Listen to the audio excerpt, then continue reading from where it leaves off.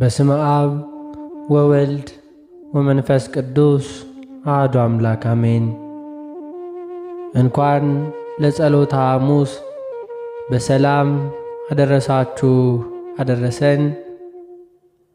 አንድ አምላክ በሚሆን በአብ በወልድ በመንፈስ ቅዱስ ስም እናምናለን። ዛሬም ዘወትርም ለዘላለሙ አሜን።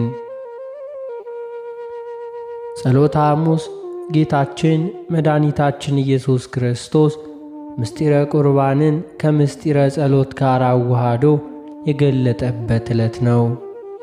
በወንጌልም እንደተጻፈው ፋሲካውን የሚያከብሩበት ቀን ሲደርስ ጌታ ኢየሱስም ጴጥሮስንና ዮሐንስን ሂዳችሁ ፋሲካን እንበላ ዘንድ አዘጋጁልን አላቸው።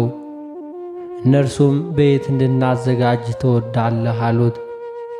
ወደ ከተማ ገብታችሁ የውሃ ማድጋ የሚሸከም ስምዖን የተባለ ሰው ታገኛላችሁ።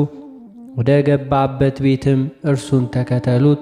መምህር ከደቀ መዛሙርቶቼ ጋር ፋሲካ የሚደረግበት አዳራሽ ወዴት ነው ይልሃል በሉት አላቸው። እርሱም የተነጠፈውንና ታላቁን አዳራሽ ያሳያችኋል፣ በዚያም ፋሲካን አዘጋጁልን አላቸው። እነርሱም ወደ ተላኩበት ከተማ ገብተው አልዓዛርን የውሃ ማድጋ ተሸክሞ አገኙት። ጴጥሮስና ዮሐንስም ለስምዖን ጌታ በቤቱ ፋሲካን ሊያዘጋጅ መሻቱ እንደሆነ ነገሩት። እርሱም የፍጥረት ጌታ በቤቱ ሊመጣ እንደሆነ አስቦ እንዲሁ ተደሰተ። ወደ ሚስቱ አክርዮሲናም ሄዶ ይህ አልዓዛርን ከሞት ያስነሣ እኔንም በኀጢአቴ ይቅር ይለኛል፣ ያነጻኝ ዘንድ ከሐዋርያት ጋር በቤታችን ይመጣል አላት። አክሮሲናም እጅግ ተደሰተች። ጌታችን መድኃኒታችን ኢየሱስ ክርስቶስም ጊዜው ሲደርስ ከቅዱሳን ሐዋርያት ጋር በአንድነት መጣ። ስምዖንም ከቤቱ ወጥቶ ሮጦ ከጌታችን እግር ስር ሰገደ። ወደ ቤቱም ከሐዋርያት ጋር አስገባቸው።